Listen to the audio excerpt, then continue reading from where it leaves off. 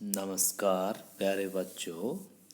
आज हम शिक्षा निदेशालय राष्ट्रीय राजधानी क्षेत्र दिल्ली द्वारा जारी की गई वर्कशीट नंबर 54 का अध्ययन करने जा रहे हैं। विषय विज्ञान है, कक्षा 9 है। आज हमारा ये नया टॉपिक स्टार्ट हुआ है, गुरुत्वाकर्षण। गुरुत्वाकर्षण का सार्वत्रिक नियम पढ़ेंगे। अब देखिए, गुरुत्वाकर्षण क्या होता है। ये बहुत ही इम्पोर्टेंट आविष्कार था, जिसके बाद में फिजिक्स आगे बढ़ी और आज उसके बल पर उसके बलबूते पर हम बहुत अच्छी कंडीशन में हैं। तो ये गुरुत्वाकर्षण का नियम किसने खोजा, किस प्रकार से खोजा, आज हम इसके बारे में पढ़ेंगे।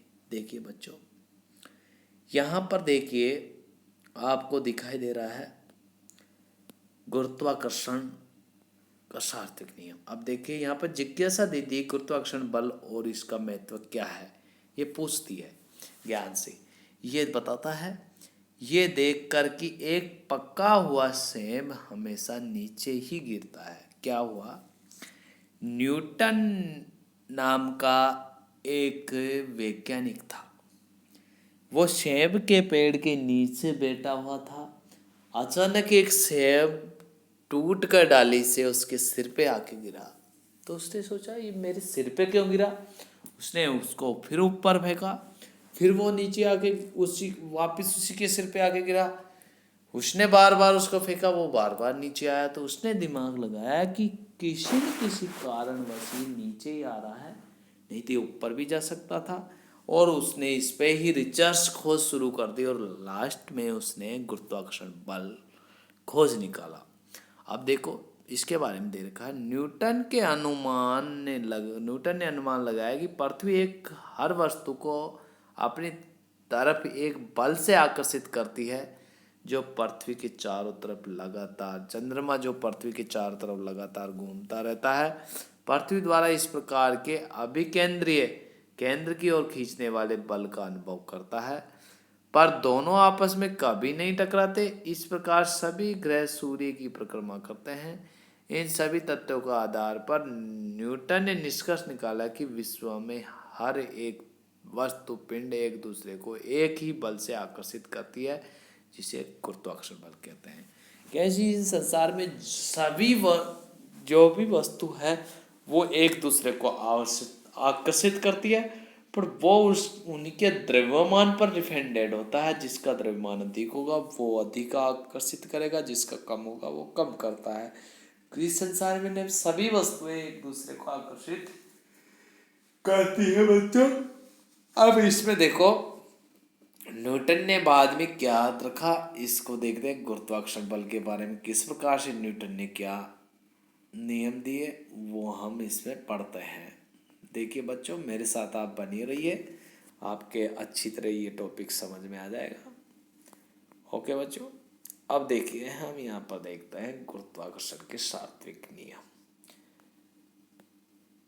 देखिए, गुरुत्वाकर्षण का सार्वत्रिक नियम, इस संसार में प्रत्येक वस्तु पिंड प्रत्येक अन्य वस्तु को एक ऐसे बल से आकर्षित करती है जो दोनों वस्तुओं के द्रव्यमान के गुणनफल के समानुपाती और उन वस्तुओं के केंद्रों के मध्य की दूरी के वर्ग के व्युत्क्रमानुपाती होता है। इसे हम गुरुत्वाकर्षण का सार्वत्रिक नियम कहते हैं। देखिए बच्चों, आपको दो वस्तुओं के द्रव्यमान के गुणनफल आपको बताया। दो वस्तुओं के द्रव्यमान, एक तो हो गई m और एक हो गई m2, ये उनका द्रव्यमान हो गया। तो दोनों वस्तुओं के द्रव्यमान का गुणनफल और उन वस्तुओं के मध्य के केंद्रों के मध्य के दूरी के वर्ग के और उनकी दूरी दोनों, यानी दोनों के मध्य की दूरी, यानी जैसे m1 और m2 है, इन मध्य की दूरी क्या है, d है। ओके, तो d2 यानी मध्य की दूरी के वर्ग के व्युत्क्रमानुपाती होता है, दूरी के वर्ग के व्युत्क्रमानुपाती होता है। अब यहाँ पर क्या है, यानी कि जो फोर्स है, तो g यहाँ पर कांस्टेंट है सर। अब इसमें m1 और m2 अपॉन d2 स्क्वायर, यानी इसका वर्ग समानुपात व्युत्क्रमानुपाती है। तो इस प्रकार से ये सार्वत्रिक नियम है। अब देखो यहाँ पर ये आपका M1 है और M2 दोनों के मध्य की दूरी D है, ठीक है। अब देखिए यहाँ पर यदि किन्हीं दो वस्तुएं, यहाँ पर देखो ये दोनों वस्तुओं को मिलाने वाली रेखा को की दिशा में लगता है, ठीक है। ए और बी तरह का द्रव्यमान एम और स्मॉल एम और कैपिटल एम है, उन दोनों मध्य की दूरी डी हो तो उनके बीच लगने वाला गुरुत्वाकर्षण बल एफ होगा। गुरुत्वाकर्षण का सार्वत्रिक नियम के अनुसार गुरुत्वाकर्षण बल एफ होगा, दोनों द्रव्यमान के गुणनफल के समानुपाती है। तो देखिए यहाँ पर मैं बता देता हूँ आपको, ये समानुपाती एफ समानुपाती एम और एम, ठीक है। ये समानुपाती होता है, जितना एफ बढ़े द्रव्यमान बढ़ेगा इनका उतना ही फोर्स बढ़ता है।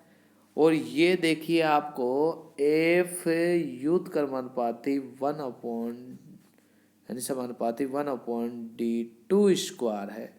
यानी उन दोनों द्रव्यमानों के मध्य की दूरी यदि बढ़ेगी तो एफ घटेगा और एफ बढ़ेगा तो उनके मध्य की दूरी घटेगी। ये व्युत्क्रमानुपाती होता है, इसका उल्टा होता है। ओके बच्चों, देखो ये हो गया फर्स्ट और ये सेकंड हो गया। समीकरण दोनों को मिला दी, दोनों मिलाते ही हमारी ये सूत्र निकल के सामने आ जाता है। अब देखिए इसमें आगे बढ़ते हैं हम कि ये देखिए आपको यहाँ पर हमारे ये एक एफ बराबर जी, तो यहाँ पर जी यहाँ पर एक अनुपाती स्थिरांक है जिसे सार्वत्रिक गुरुत्वीय स्थिरांक कहते हैं, जिसका वर्तमान मान है 6.673। याद रखना ये जी का मान मल्टीपल यानी कि 10⁻11 यानी कि 6.673 गुणा 10⁻⁻11 न्यूटन मीटर पर किलोग्राम स्क्वायर। ओके, ये होता है। अब देखिए बच्चों यहाँ पर कुछ इसके लाभ दे रखे हैं, गुरुत्वाकर्षण नियम से क्या महत्व है, क्या इसके लाभ है, उनके बारे में आपको मैं बता देता हूँ। गुरुत्वाकर्षण के सार्वत्रिक नियम का महत्व। गुरुत्वाकर्षण का सार्वत्रिक नियम अनेक परिघटनाओं की व्याख्या करता है, जिसमें मुख्य है हमें पृथ्वी से बांधे रखने में। गुरुत्वाकर्षण बल क्या करता है, हमें पृथ्वी से बांधे रखता है। पृथ्वी के चारों ओर चंद्रमा की गति भी गुरुत्वाकर्षण के कारण ही होती है। सूर्य के चारों ओर ग्रहों की गति भी गुरुत्वाकर्षण के बल के कारण ही होती है। और इसके बाद में देखिए आगे बढ़िए आप, यहाँ पर यह आ जाता है चंद्रमा सूर्य के कारण ज्वारभाटा समुद्र में जल के स्तर का बढ़ना और कम होना भी गुरुत्वाकर्षण के कारण ही होता है। नदी में जल का बहना भी गुरुत्वाकर्षण का बल का कारण ही है। वर्षा के लिए भी गुरुत्वाकर्षण बल जरूरी है। अर्थात हमारी पूरे जीवन में हर प्रत्येक घटना में गुरुत्वाकर्षण बल की अति आवश्यकता होती है। देखिए बच्चों, अब देखिए आपके इससे संबंधित कुछ इम्पोर्टेंट क्वेश्चन हैं, वो देख लेते हैं हम। देखो, और इसके साथ में अपनी वर्कशीट कंप्लीट हो जाएगी। अब देखिए, स्वयं को जांचिए, गुरुत्वाकर्षण का सार्वत्रिक नियम क्या है।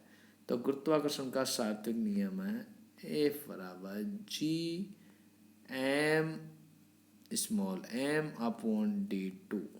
ओके, इसको आप इसमें उसको परिभाषित कर रखा है, तो उसको हम ये चाहिए इसको लिख लो, इसमें क्वेश्चन नंबर 1 हो जाता है। ओके, इसके बाद में गुरुत्वाकर्षण के सार्वत्रिक नियम का क्या महत्व है, तो इसका महत्व है आपको 2, ये महत्व है, ये सभी इसमें से टोटल आ गए।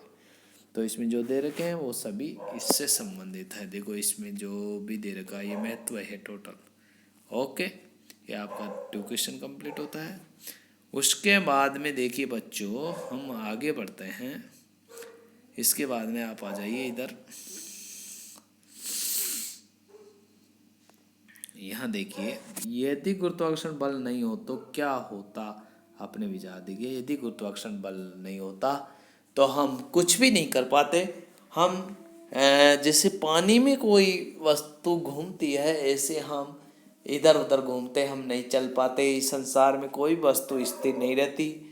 और गुरुत्वाकर्षण बल खत्म हो जाता तो हम भी इससे हवा में घूमते रहते, पृथ्वी पर रुकते नहीं, नहीं चलते, नहीं चल नहीं पाते, कोई भी कार्य नहीं हो पाता गुरुत्वाकर्षण बल नहीं होता तो। ठीक है बच्चों, ये आप लिख सकते हो। फोर्थ क्वेश्चन है आपका, गुरुत्वाकर्षण बल में जी का क्या निरूपित करता है। जी एक स्थिरांक है, गुरुत्व स्थिरांक है, इसका मान कितना होता है। तो इसका मान देखो, फोर्थ क्वेश्चन आपका ये हो गया 6.673 गुणा 10⁻⁻11 newton metre square kg square होता है। ओके, इस प्रकार से आपके ये वर्कशीट कंप्लीट होती है प्यारे बच्चों। यदि फिर भी किसी बच्चे की कोई डाउट रह जाती है तो वो मेरे पर्सनल व्हाट्सएप नंबर पर संपर्क करके अपनी डाउट क्लियर करे। और यदि आपने मेरे चैनल को सब्सक्राइब नहीं किया तो सब्सक्राइब करें और अपने साथियों को भी सब्सक्राइब करवाइए, जिससे मेरे द्वारा पढ़ाए गए वर्कशीट वीडियो को आप पढ़ें और उसका फ़ायदा उठाएं। धन्यवाद प्यारे बच्चों।